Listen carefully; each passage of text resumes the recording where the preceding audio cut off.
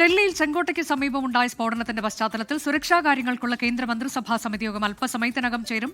പ്രധാനമന്ത്രി നരേന്ദ്രമോദിയുടെ അധ്യക്ഷതയിലാണ് യോഗം ചേരുന്നത്. ഭൂട്ടാൻ സന്ദർശനത്തിനു ശേഷം തിരികെ എത്തിയ പ്രധാനമന്ത്രി LNJP ആശുപത്രിയിൽ പരിക്കേറ്റവരെ കണ്ടു. ഗൂഢാലോചനയ്ക്ക് പിന്നിലുള്ളവരെ നിയമത്തിന് മുന്നിൽ കൊണ്ടുവരും എന്ന് പ്രധാനമന്ത്രി പറഞ്ഞു.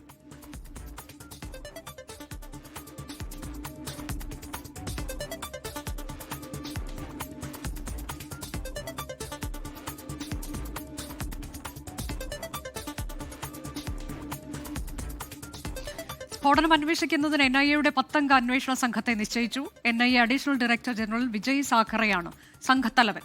സ്ഫോടനവുമായി ബന്ധപ്പെട്ട് വിവിധയിടങ്ങളിൽ പരിശോധന തുടരുകയാണ്. 15-ലേറെ പേരാണ് സ്ഫോടനവുമായി ബന്ധപ്പെട്ട് അറസ്റ്റിലായത്. അജീഷ് ജയകുമാർ, വിനീത VG വിശദാംശങ്ങളുമായി. ആദ്യം വിനീത VGയിലേക്കാണ്. വിനീത, ഇനിയിപ്പോൾ മന്ത്രിസഭ ഒരു പ്രധാനപ്പെട്ട യോഗം ചേരാനിരിക്കുന്നത് വൈകിട്ട് 5:30 എന്നാണ് ഞാൻ മനസ്സിലാക്കുന്നത്. കൂടാതെ പ്രധാനമന്ത്രി ഈ പരുക്കേറ്റ ആളുകളെ കാണുന്നു, അവരെ സമാശ്വസിപ്പിക്കുന്നു, ഒപ്പം ഇതിന് പിന്നിലുള്ളവർക്കൊക്കെ തക്കതായ ശിക്ഷ നൽകുമെന്ന മുന്നറിയിപ്പും നൽകുന്നു. അതിന്റെ വിശദാംശങ്ങളിലേക്ക് ആദ്യം.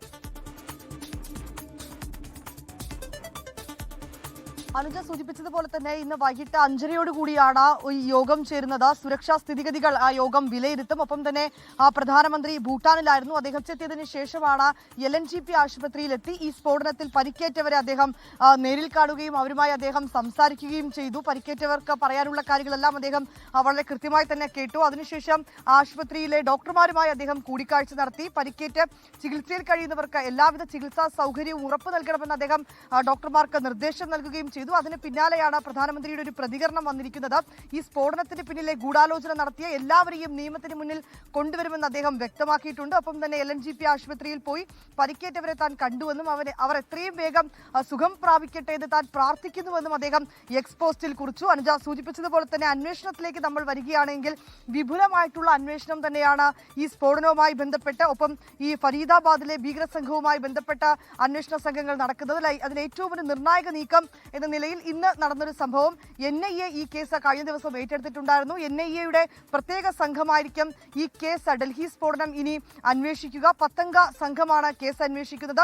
വിജയ് സാഖറെയായിരിക്കും ഈ സംഘത്തിന് നേതൃത്വം നൽകുന്നത്. ഒപ്പം തന്നെ ചില CCTV ദൃശ്യങ്ങളടക്കം ഇന്ന് കൂടുതലായി പുറത്തുവരുന്ന ഒരു ദിവസം കൂടിയായിരുന്നു. ഈ സ്ഫോടനം നടന്ന മേഖലയിലെ ഈ സിഗ്നലിന്റെ പിൻവശത്തുള്ള CCTV ക്യാമറകളിൽ നിന്നുള്ള വിഷ്വലുകളാണ് ഇന്ന് പുറത്തു വന്നിരിക്കുന്നത്. വലിയ തിരക്ക് ഉണ്ടായ മേഖലയിലാണ് ആ സമയത്താണ് ഈ സ്ഫോടനം നടന്നിരിക്കുന്നത്. 4 CCTV-കളിലായി വന്ന ദൃശ്യങ്ങളാണ് നമുക്ക് കാണാൻ കഴിയുന്നത്. ഇരുഭാഗത്തുമായി വാഹനങ്ങളുണ്ട്. വാഹനങ്ങൾ നിരത്തിങ്ങനെ ഒരു വശത്ത് പതിയെ മുന്നോട്ട് നീങ്ങുകയും മറുവശത്ത് സിഗ്നലിൽ വാഹനങ്ങൾ ഇങ്ങനെ നിരത്തി കിടക്കുകയുമായിരുന്നു. ഇതിനിടയിലാണ് ഈ സ്ഫോടനം ഉണ്ടായതിന് തൊട്ട് പിന്നാലെ തന്നെ ഈ CCTV ക്യാമറകൾ പൂർണ്ണമായും അതിന്റെ ആ സ്ഫോടനത്തിന്റെ ആഘാതത്തിൽ പ്രവർത്തനരഹിതമാകുന്നതും നമുക്ക് ആ ദൃശ്യങ്ങളിൽ കാണാൻ കഴിയുന്നുണ്ട്.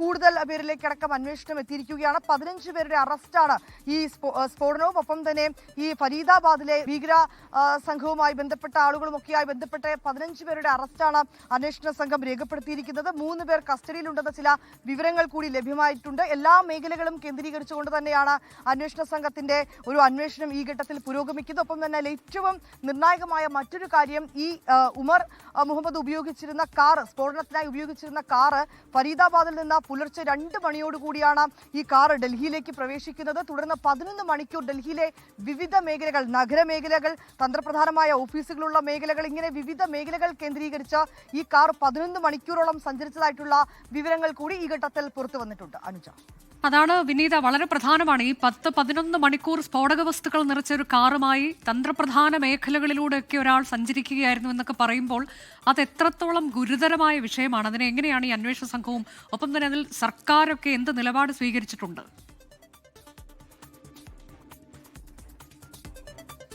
അനുജ, തുടക്കം മുതൽ തന്നെ ഈ സ്ഫോടനവുമായി ബന്ധപ്പെട്ട് ഒരു ഭീകരാക്രമണ സാധ്യത അന്വേഷണ സംഘം തള്ളിയിരുന്നില്ല. ഒപ്പം തന്നെ ചില സൂചനകൾ ആദ്യഘട്ടത്തിൽ തന്നെ ഉണ്ടായിരുന്നത് നമ്മൾ തന്നെ അത്തരത്തിലേക്കുള്ള വാർത്തകൾ നൽകുകയും ചെയ്തു. ഈ സ്ഫോടനം ഉണ്ടാകുന്നതിന്റെ രാവിലെ മുതൽ തന്നെ വിവിധ മേഖലകൾ കേന്ദ്രീകരിച്ചുകൊണ്ട് അന്വേഷണ സംഘത്തിന്റെ പരിശോധനകളും ഫരീദാബാദിൽ നിന്നും ഫത്തേപൂരിൽ നിന്നും വലിയ തോതിൽ സ്ഫോടക വസ്തുക്കളും കണ്ടെത്തിയിട്ടുണ്ടായിരുന്നു.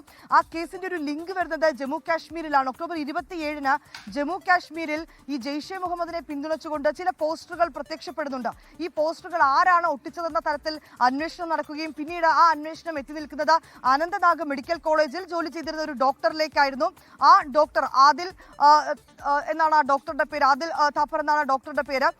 ഈ ഡോക്ടറെ പിന്നീട് അന്വേഷണ സംഘം അറസ്റ്റ് ചെയ്യുന്നു. ഈ അറസ്റ്റിൽ നിന്നാണ് പിന്നീട് തുടർ നീക്കങ്ങൾ ഉണ്ടാകുന്നത്. ആദിലിനെ വളരെ വിശദമായ അന്വേഷണ സംഘം ചോദ്യം ചെയ്യുന്നു.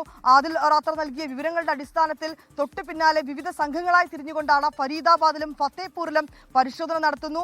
ഞെട്ടിക്കുന്ന വിവരങ്ങൾ, പിന്നാലെ 3 ഡോക്ടർമാർ കൂടി അറസ്റ്റിലാവുകയാണ്. അതിലൊരു വനിതാ ഡോക്ടറുണ്ട്, ഷഹീൻ ഷാഹിദ് എന്ന വനിതാ ഡോക്ടർ അറസ്റ്റിലാകുന്നു. ഇവർക്ക് ജെയ്ഷെ മുഹമ്മദിന്റെ വനിതാ വിങ്ങിന്റെ ഒരു ചുമതല ഉണ്ടായിരുന്നതായി വിവരങ്ങൾ ലഭിക്കുന്നു. അതായത് വനിതകളെ ജെയ്ഷെ മുഹമ്മദിലേക്ക് റിക്രൂട്ട്മെന്റ് ചെയ്യുന്നതിനുള്ള ചുമതല ഈ വനിതാ ഡോക്ടർക്കായിരുന്നു എന്ന തരത്തിലുള്ള വിവരങ്ങൾ കൂടി നമുക്ക് ആദ്യഘട്ടത്തിൽ ലഭ്യമായിട്ടുണ്ടായിരുന്നു. ഇങ്ങനെ 15ഓളം പേരാണ് ഈ കേസുമായി ബന്ധപ്പെട്ട് അറസ്റ്റിലാകുന്നത്. പിന്നാലെ ഈ വലിയ തോതിൽ ഈ സ്ഫോടക വസ്തുക്കൾ ഇവർക്ക് എവിടെ നിന്ന് ലഭിച്ചു? പിന്നെ അനുജാദ്, നമ്മൾ നേരത്തെ സൂചിപ്പിച്ചതുപോലെ തന്നെ ഈ 11 മണിക്കൂർ ഈ സ്ഫോടക വസ്തുക്കളുമായി ഡൽഹിയിലെ വിവിധ മേഖലകൾ കേന്ദ്രീകരിച്ചുകൊണ്ട് ഈ കാർ സഞ്ചരിക്കുന്നു. അതിന് ഇടയിൽ ചില മേഖലകളിൽ വലിയ ഒരു ഗ്യാപ്പ് വരുന്നുണ്ട്. ഈ സമയം നമ്മൾ മുൻനിർത്തി നോക്കുകയാണെങ്കിൽ, അതായത് 3:19 പാർക്കിംഗ് ഏരിയയിലേക്ക് വന്ന വാഹനം 6:48 പുറത്തേക്ക് ഇറങ്ങുന്നത്. അത്രയും സമയം, ഏതാണ്ട് 2-2.5 മണിക്കൂറോളം ആ വാഹനം എന്തിനായിരുന്നു ആ പാർക്കിംഗ് ഏരിയയിൽ തന്നെ നിർത്തിയിട്ടിട്ടുണ്ടായിരുന്നത്? ഈ തന്ത്രപ്രധാനമായിട്ടുള്ള മേഖലകളിൽ എന്തിനായിരുന്നു ഈ വാഹനം സഞ്ചരിച്ചത്? പുറമെ നിന്ന് ഏതെങ്കിലും സഹായം ലഭ്യമായിട്ടുണ്ടോ? ഇങ്ങനെ എല്ലാ മേഖലകളും കേന്ദ്രീകരിച്ചുകൊണ്ടാണ് ഈ ഘട്ടത്തിൽ അന്വേഷണം പുരോഗമിക്കുന്നത്. ലോകത്തെവിടെയായാലും ഏത് സമയത്തും 24 വാർത്തകളും ഓഗ്മെന്റഡ് റിയാലിറ്റി പാക്കേജുകളും എക്സ്പ്ലെയിനറുകളും വിശദമായി കാണാൻ ഞങ്ങളുടെ യൂട്യൂബ് ചാനൽ നിങ്ങൾക്ക് സബ്സ്ക്രൈബ് ചെയ്യാം.